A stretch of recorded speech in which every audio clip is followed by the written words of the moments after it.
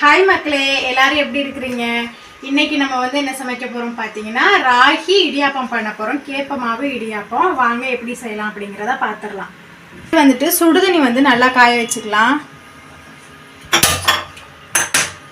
இந்த தண்ணி வந்துட்டு நல்லா சூடாகி நல்லா கொதிச்சு வரணும். அதுக்கப்புறம் தான் வந்துட்டு நம்ம மாவு கூட சேர்க்கணும்.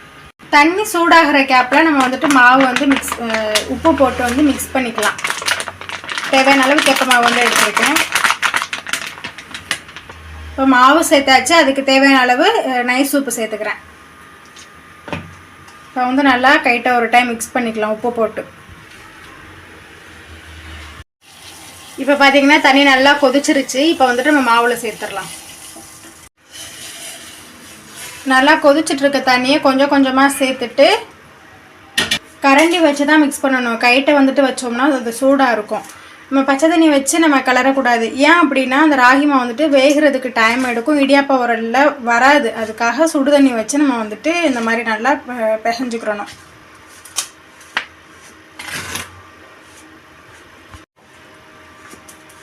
தண்ணி பத்தலைன்னா கொஞ்சம் கொஞ்சமாக நம்ம வந்து ஊற்றி இந்த மாதிரி நல்லா கிளறிட்டு அதுக்கப்புறம் சூடு ஆறுனதுக்கப்புறம் நம்ம வந்துட்டு கைட்டை பிசைஞ்சுக்கலாம். இப்போ வந்துட்டு அந்த சூடு வந்து கொஞ்சம் ஆறி கொஞ்சம் கை பொறுக்கிற சூட்டுக்கு வந்துருச்சு. இப்போ கைட்டை நல்லா பிசைஞ்சு எடுத்துக்கலாம். இந்த மாதிரி நம்ம நார்மலாக இடியாப்ப மாவு பிசைகிற மாதிரி நல்லா வந்து பிசைஞ்சு எடுத்துக்கிறணும். இப்போ பார்த்திங்கன்னா மாவு ரெடி ஆயிடுச்சு. அடுத்து என்ன பண்ணலாம் அப்படிங்கிறத பார்க்கலாம். அடுத்து வந்துட்டு நம்ம வந்து தண்ணி சூடு பண்ணிடலாம். இடியாப்பம் வேக வைக்கிறதுக்கு இட்லி பாத்திரம் இடியாப்ப பாத்திரம் எது வேணாலும் வேக வைக்கலாம். நான் வந்துட்டு எனக்கு இந்த பாத்திரம் கரெக்டாக இருக்கும், இதில் வச்சுருக்கேன். அடுத்து இடியாப்பாச்சு செட் பண்ணிவிட்டு அப்புறம் மாவு இந்த மாதிரி எடுத்து நல்லா உருட்டி இடியாப்பாச்சில் வந்துட்டு சேர்த்துக்கலாம். பக்கத்தில் இந்த மாதிரி ஒரு கிண்ணத்தில் தண்ணி வச்சுட்டு நம்ம மாவு எடுத்து உருட்டினோம்னா கையில் ஒட்டாது, ஈஸியாக இருக்கும். அதுக்காக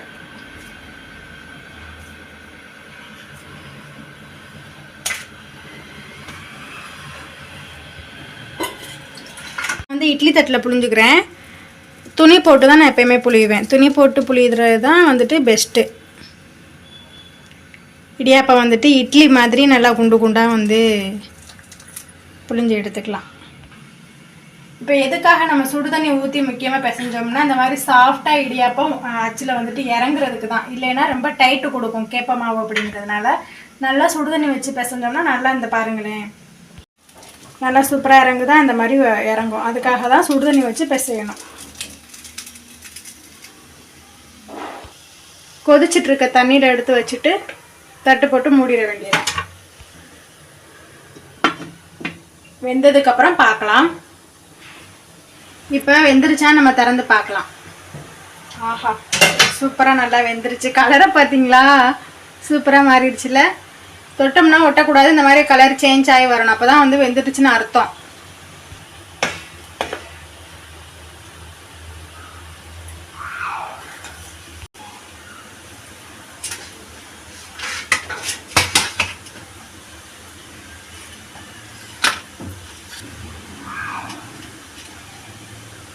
இப்படி எடுக்கும்போது வரலைன்னா லைட்டாக தண்ணி வந்துட்டு இதில் தெளிச்சுக்கலாம்.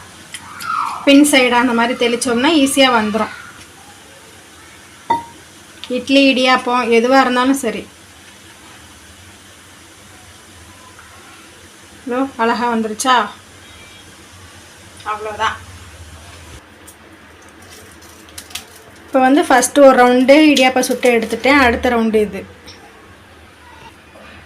அடுத்து வந்துட்டு இந்த இடியாப்ப உரல்ல இருந்துச்சு கொஞ்சோண்டு மாவு, அதை குட்டி கொலக்கட்டையாக எனக்கு பண்ணி வச்சுருக்கேன். மீதம் இருந்த மாவை நம்ம நல்லா புழிஞ்சு எடுத்தாச்சு. இதே நம்ம வந்துட்டு வேக வச்சு எடுத்துக்கலாம். வாங்க வச்சுட்டு மூடி போட்டு விட்டுட்டோம்னா ஒரு 5 நிமிஷத்துலேருந்து 10 நிமிஷத்துக்குள்ளே வெந்துடும். இதெல்லாம் இப்போ பார்த்தீங்கன்னா அடுத்த இடியாப்பம் இதுவும் வெந்துருச்சு. இதை எடுத்துக்கலாம். இடியாப்பம் வேக வச்ச தண்ணியில் மிச்சம் தண்ணி, அந்த தண்ணி தான் பார்த்துக்கங்க.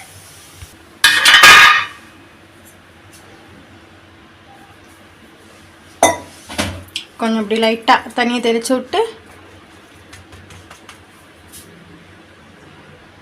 இப்படி எடுத்தோம்னா அப்படியே பூ போல் அழகாக வந்துடும். அவ்வளவுதான்.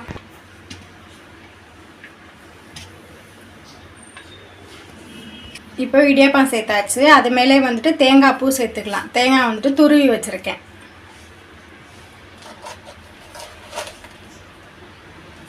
அதுக்கப்புறம் நாட்டு சக்கரை தேவையான அளவு இனிப்புக்கு ஏற்ற அளவு சேர்த்துக்கலாம்.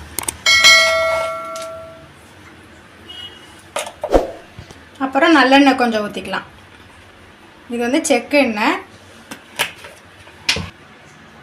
ஓகே மக்களே, இப்போ வந்துட்டு ராகி இடியாப்பம் வந்துட்டு ரெடி ஆயிடுச்சு. இடியாப்பம் பண்ணிவிட்டு நாட்டு சக்கரை, நல்லெண்ணெய், தேங்காய் இதெல்லாம் வந்து சேர்த்து நல்லா மிக்ஸ் பண்ணி சாப்பிட்டோம்னா உடம்புக்கு ரொம்ப நல்லது. டேஸ்ட்டும் சூப்பராக இருக்கும்.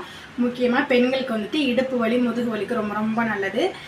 அவ்வளோதான். நீங்களும் இந்த மாதிரி வீட்டில் ட்ரை பண்ணி பாருங்கள். இதோட இந்த வீடியோ முடிஞ்சிருச்சு. வேற ஒரு வீடியோவில் பார்க்கலாம். ஓகே, டாடா, பாய்.